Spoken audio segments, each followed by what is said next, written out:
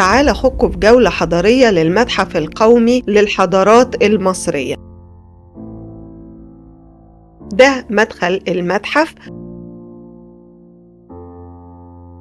وأول ما دخلنا شفنا اللبس بتاع الموكب الملكي اللي أقيم سنة 21.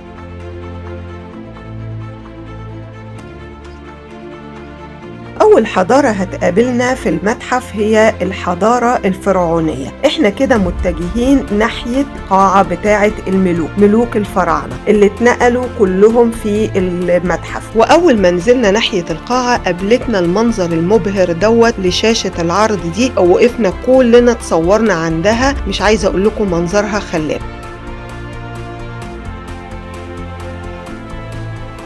بعد كده دخلنا القاعة اللي فيها الملوك ورفضوا التصوير فيها. تعالوا بقى نطلع فوق، ودي بقى صالة العرض اللي فيها كل الآثار